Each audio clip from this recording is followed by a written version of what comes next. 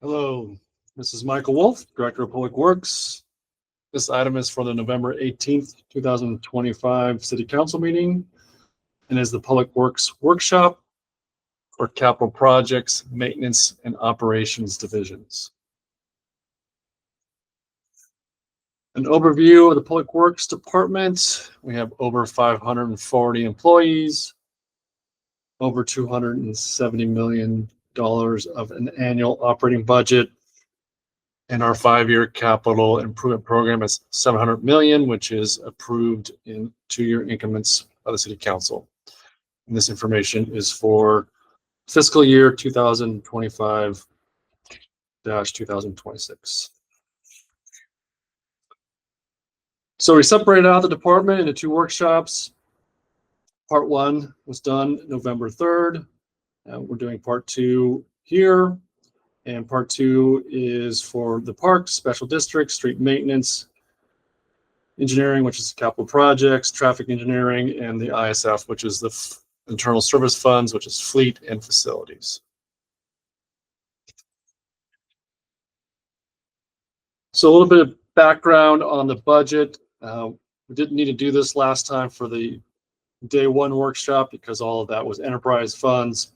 But the divisions going forward have a few different funding sources, as you can see on the screen there, from grants, special assessment, bonds, gas tax, which is the SB1 label there, and then obviously general fund, which is Measure E, also Measure O.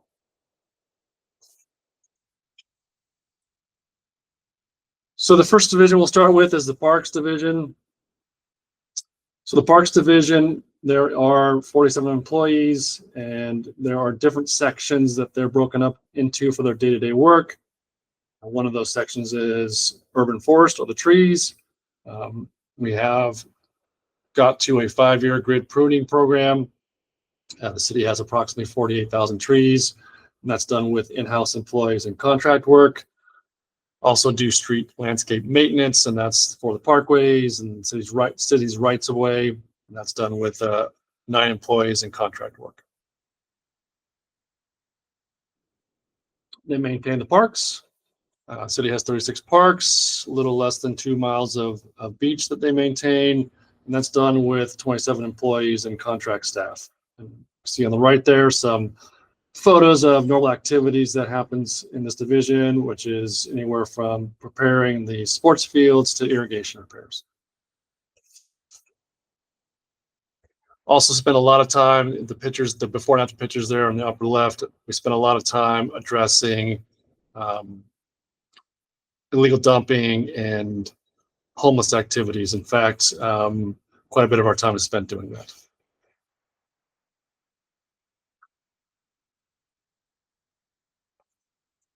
The City Council has invested towards the landscape maintenance of the city's rights-of-way for the last 5 years. You can see quite a bit of investment, almost up to $5 million each of the years.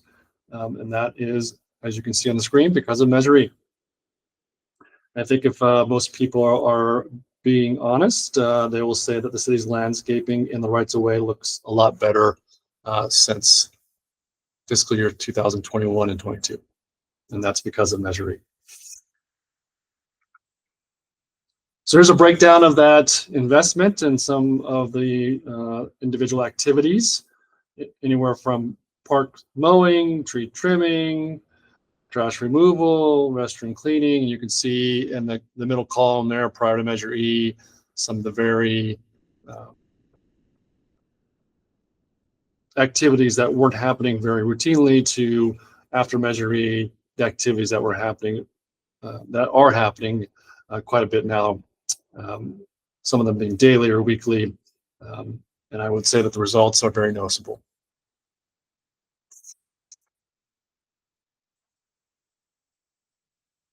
So the Parks Division also oversees the GAP, the Graffiti Action Program, and as you can see on the screen, since 2021, over 140,000 graffiti removals across the city. And this is done with 6 employees. And you can see the stats there on the screen and some photos there on the right.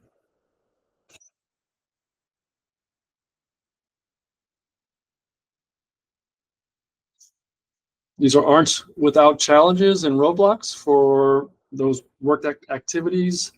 We do have a lot of deferred maintenance and quite a bit of aging and damaged infrastructure.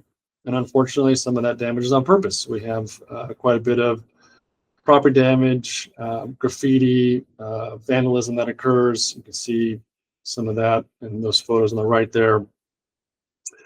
We do also have a lack of compliance with park rules and regulations. I'll say that most park users follow the rules. They get their permits, they use the trash cans, which is great, but unfortunately some do not follow the rules. They drive on the grass, which may break the sprinklers. They don't get reservations, they leave a mess. So that's unfortunately what we have to deal with. And that bottom right-hand picture, some of you have seen this before, that restroom in a park was cleaned and locked the night before, and then it was opened up in the morning, and 2 hours later, that's what the restroom looked like, only after 2 hours of use.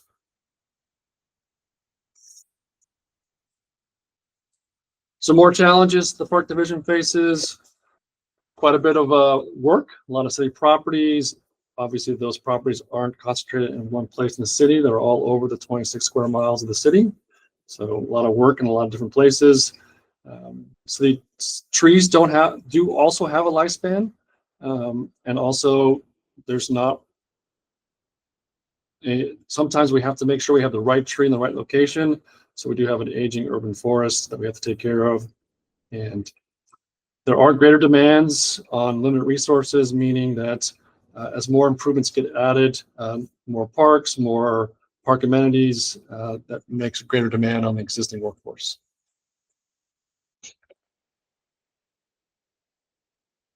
So looking forward, staff does recommend some of these priorities. So we do recommend continuing the existing priority, that is to ensure proper maintenance of parkways and medians, tree trimming cycle, and cleaning up the gateways to the city.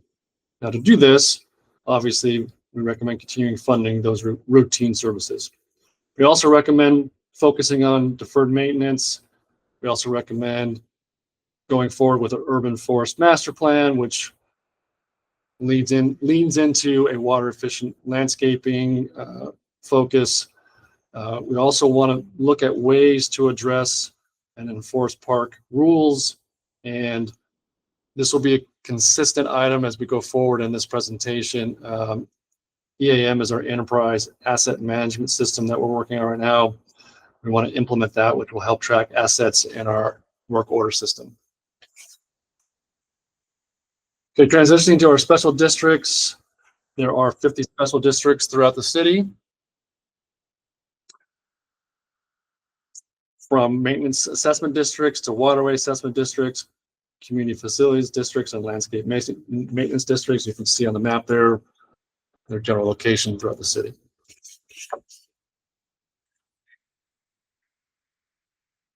Some recent accomplishments for the special district: the council approved landscape maintenance district policy.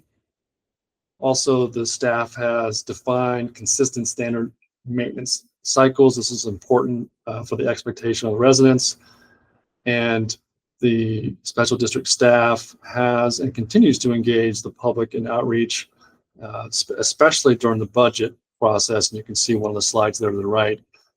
Anthony Miller and his team go out quite often during the budget process and meet with the individual districts to understand their requests for their budget going forward.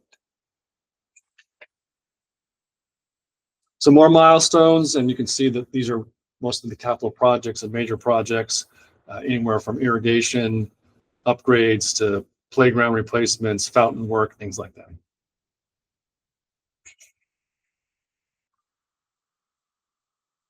Here are some of the challenges, which are very similar to the challenges you saw in the parks. And I'll explain what is meant by the first one: old regulations and new regulations.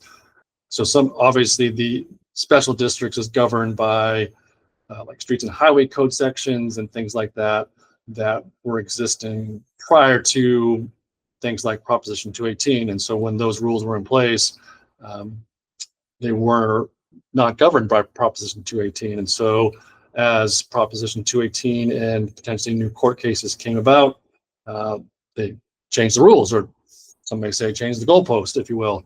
And so now we have to deal with sort of old rules and old regulations, but new rules and regulations. And that's very difficult to deal with. Sometimes the result of that is you see some of the landscape maintenance districts that are capped from a funding source and having to deal with dealing with that going forward.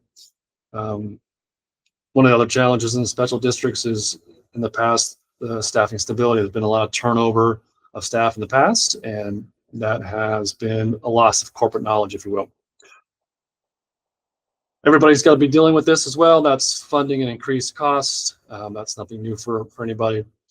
And then similar with parks is the vandalism, the graffiti, illegal dumping. You can see some photos there to the right.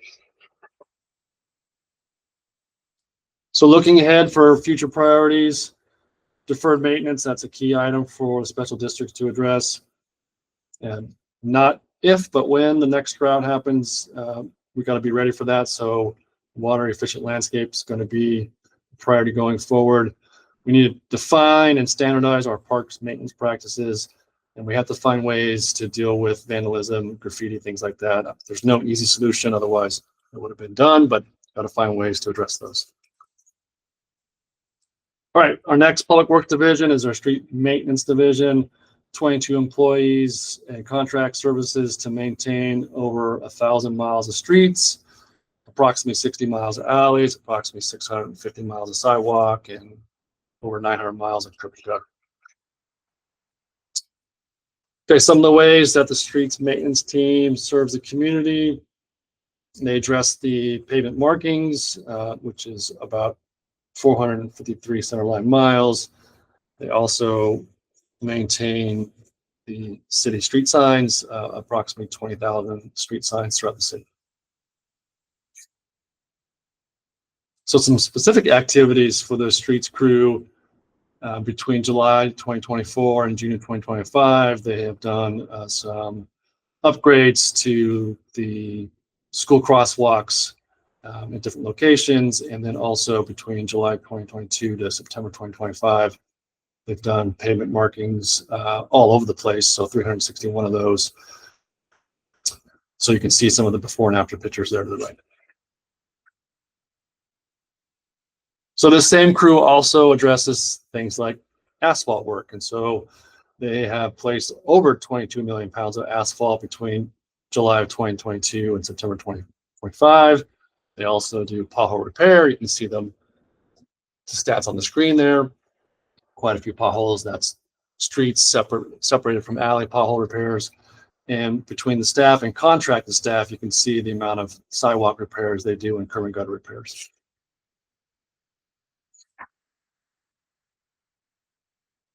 Okay, so what are their challenges? Very similar. You can see a theme building here, deferred maintenance.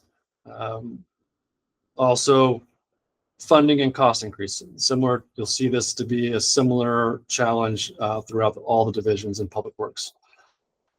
Adequate staffing level. So that's certified and experienced staffing, also having a sufficient amount of staffing to do all the things that this section or this division does.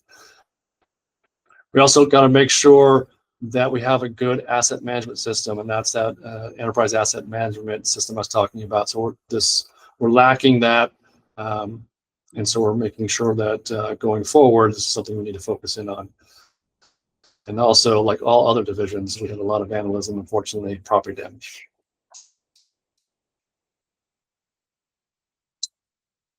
So what are the community needs or priorities that the staff is recommending? Continuing one of the existing council priorities, which is repair alleys. And the way to do that is making sure we have consistent funding for that.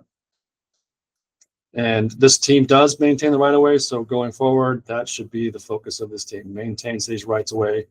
And then, as mentioned before, we need to have a long-term asset management plan, which is the implementation of the enterprise asset management system.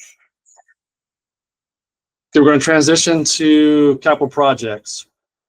So as mentioned earlier on in the presentation, the city does have a 5-year capital improvement program, and the council does approve in a 2-year process. So focus has recently been on playgrounds, park playgrounds, and so here is a map showing some of the more recent park playground replacement projects throughout the city.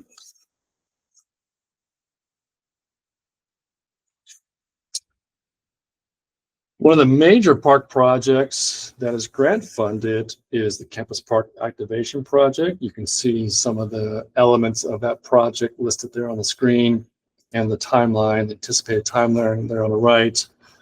And we do anticipate bidding this project out late this calendar year, potentially January of 2026. Here's another major park project. This is the Doherty Park Improvements Project. So it's an existing park that's going to get a renovation. You can see the anticipated timeline there on the right. Again, anticipating this. The design is done, so we're anticipating this to be bid out in early 2026. It's currently in its last final stages of plan check. Okay, switching to roadways. So most of you have seen this before. This is the Pavement Condition Index, PCI scale. City is currently with a PCI, Pavement Condition Index, of 67, which puts us in the fair category, moving our way up to the good category. And so how do we get to the good category? I'm glad you asked that question. So this is how we get there. Paving projects and consistent funding of paving projects. So just to maintain our pavement condition index, we need over $20 million a year just to maintain our PCI. So good news is this current fiscal year 25-26, City Council has authorized a budget of $23.7 million for paving projects. So that'll help us continue to move forward on our pavement condition index. So also in fiscal year 25-26, we are trying a new approach. And this new approach, we have added a project in the CIP for Advanced Alley Maintenance Program. And so this is between pothole repair and full alley reconstruction. It's sort of a temporary alley repairs project. So we have so many alleys in needs of repair across the city. There's a long list and quite a long waiting list. And a lot of those alleys aren't going to last that long on that waiting list. So we are moving some of these alleys that are sort of towards the bottom of the list up a little higher with this temporary maintenance repair process. And this will be done in lieu of just doing pothole repair only. So this will be our first attempt at doing this. So we're excited about this pilot project. Here are some very specific paving projects that have been accomplished recently for major road restorations. Wainami Road, that was J Street to Edison, and then Gonzales Road from city limits to city limits, east-west, and then a little bit of Oxnard Boulevard, and that was done just most recently.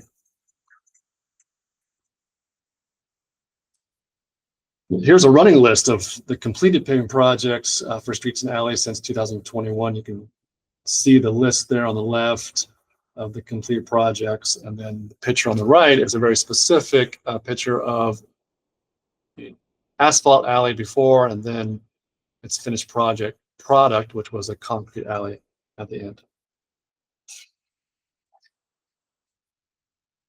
And this is more paving projects. So this is as we get into 2024 and 2025, you can see there at the bottom left the active paving projects that are in construction or design. Most of you are aware of the Colonia project that the City Council recently awarded, and we're finishing up the design on our next arterial project, which will be the Ventura project. And I wanted to make mention that if you see there on the left, oxnard.gov/projects, if you're interested in our major public projects, you can go to that website and you can see a lot of our major CIP projects. And here's some of those. So we don't just do paving. We have additional capital projects that may be in different phases, studies and designs. You can see quite a long list there of things like city buildings, which are addressing deferred maintenance items, or storm drains, or the Del Sol Skate Park, which is a design build project actively being worked on right now. We have fire stations in design. We have park projects and library projects. So you can see a long list of projects that this team is working on. And here's some additional projects that are actively in construction.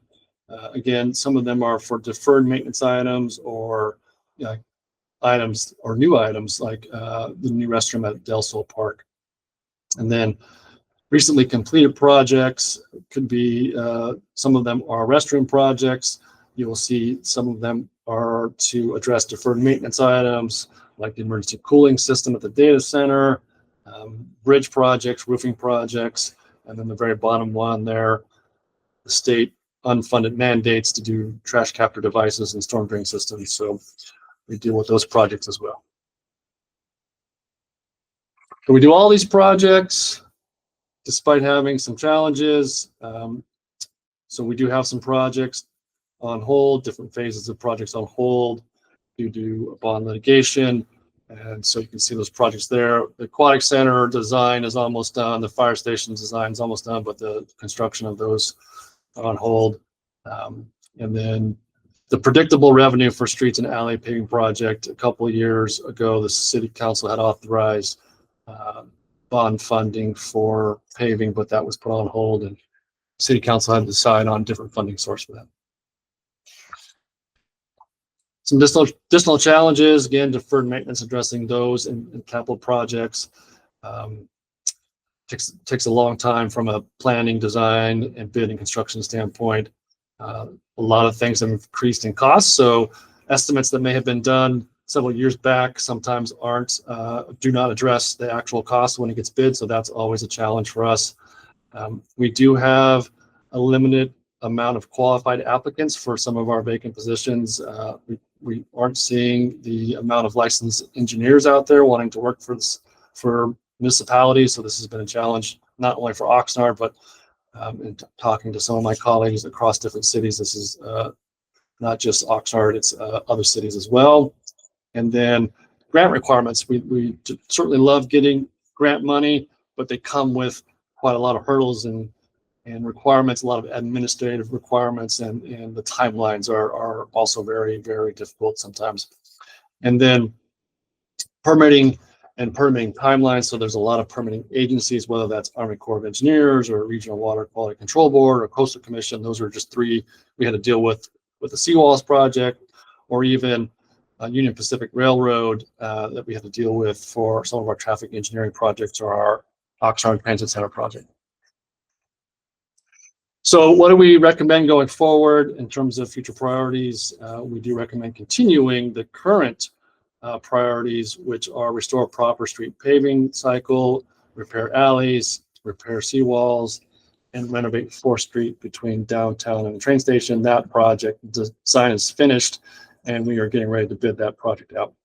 So we also do recommend prioritizing deferred maintenance items in lieu of adding new projects. We do recommend increasing our PCI. We do recommend working on our existing CIP project execution, again, in lieu of adding new projects. We have a lot of existing CIP projects in the CIP budget book, whether they be funded or even unfunded. So staff does recommend looking at those before adding new projects. And we do recommend moving forward the aquatic center and the senior center, which are existing priority projects on the council priorities.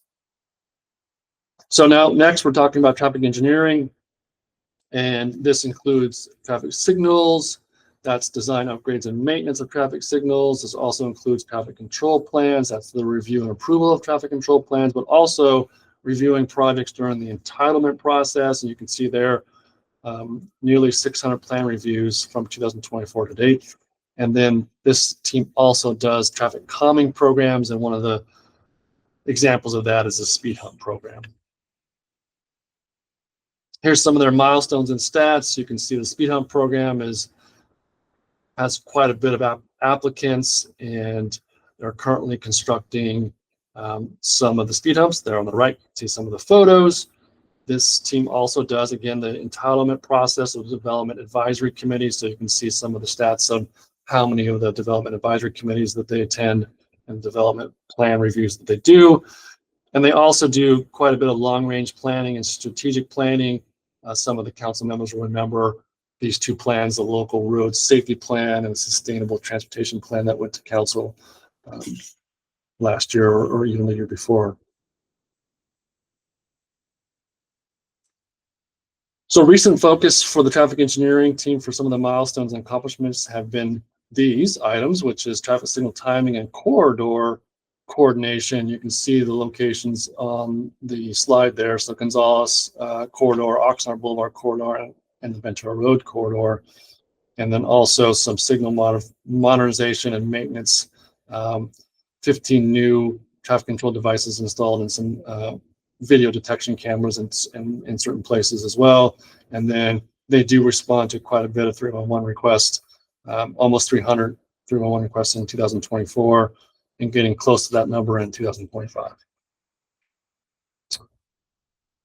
So this is one of their specific projects. This is Safe Routes to School project. This is a grant-funded project for the most part. It was done in 2 phases. This has a survey and programs phase. You can see all the schools that were part of that surveys and program phase. A final report will be coming to the city council towards the end of this year, early next. And then at the bottom there, you can see that not only is there a programming in a surveying phase, there's also a hard construction component to this Safe Routes to School. And you can see with the asterisk, some of the projects got some enhanced walkability improvements as part of the Safe Routes to School grant-funded process. It's one of the very large specific traffic engineering CIP projects that's actively in construction. This is Rice Avenue grade separation. You can see the anticipated timeline there on the right. So this is taking Rice Avenue and doing a flyover bridge over 5th Street, and this is mostly funded by gas tax SB1. There's no general fund money for this project. Here is a list of ped and bike capital projects in various phases, which range from bike lanes to signal improvements. You can also see that it includes some fire safety projects. The very last project on the list there in the completed section is the traffic signal preemption, which helps the fire apparatus get through traffic signalized intersections. Most of these projects that you see on this list are funded with grants and or development impact fees. So what are the challenges for the traffic engineering team? This sounds like a broken record, but aging infrastructure and deferred maintenance, that's the big issue out there. Quite a bit of volume of projects, a lot of projects, and a lot of competing priorities for a finite amount of staff and resources. We were having a very difficult time filling some of the key positions. Again, not a lot of licensed engineers out there. We have not had a state traffic engineer for over 2 years now. So we're having a difficult time filling some of our key positions. And then asset management, back to the enterprise asset management system. We want to make sure that we are capturing all of our assets and then tracking them and having a good work order system such that we are maintaining them on the right process.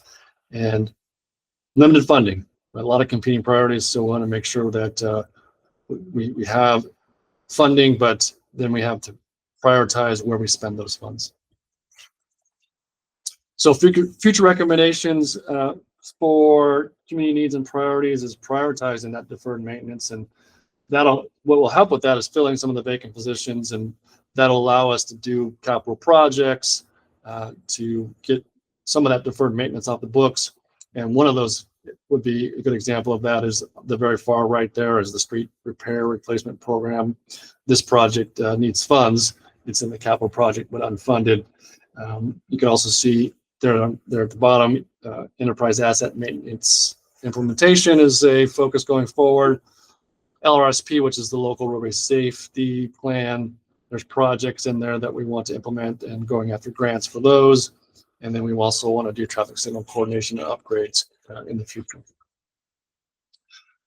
So finally, we're reaching our internal service funds, our ISF funds, which are facilities and fleet. These are mostly internal looking divisions.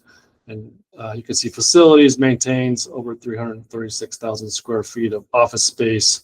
That's with 34 employees, 14 of them are custodians and with contracted work as well. And our fleet maintains almost 1,000 vehicles with 26 employees and contracted work as well. So some of the milestones and accomplishments that you can see on there. So first is facilities. We do have a lot of old buildings, and so quite a bit of service requests get completed in any one fiscal year. You can see the stat on there, 2,100 of them last fiscal year. So facilities does their own graffiti abatement. So you can see that they do graffiti abatement on the city buildings. And then we have done a comprehensive facility assessment for quite a few of our buildings, and that's been helpful in identifying our assets. And then we have been continuing to address our deferred maintenance with some capital projects, and that's been helpful to get some of those off the books. And then on the right there, you can see some of the fleet accomplishments, almost 400 per month in terms of service repairs. And then they also manage the leased vehicle program, and they have been dealing with the state mandated zero emission vehicle transition. So one of the big challenges for facilities is vandalism, and here's some photos. This is just of the parking structure, the downtown parking structure, and most of these are in and around the elevator area. So just last fiscal year 24-25, facility staff spent close to 600 hours just cleaning and repairing in and around the parking structure and the elevator area. Some more challenges, again, deferred maintenance. That's both for fleet and facilities. A lot of aging facilities and fleet, increased cost of goods, limited budget, a lot of procurement requirements, which is a good thing, making sure we spend our money wisely, but it does take quite a bit of time to make sure we go through those processes. We do have a lot of volume of work and a very finite amount of resources, and the vehicle electrification or the zero emission vehicles is an unfunded process that is a challenge for us. So looking forward, what are our future priorities? Again, prioritizing deferred maintenance. And so to avoid adding more deferred maintenance, we want to restore proper preventative maintenance cycles for buildings and equipment. We want to implement our enterprise asset management system. That's to keep track of those assets and have a good work order process system. We want to finish the condition asset assessments for facilities. We want to do a internal service fund fee study. We want to execute some of our capital projects that are in our CIP. And then finally, we want to continue to meet the zero emission vehicle mandate, which includes installing chargers for city vehicles. And that concludes my presentation.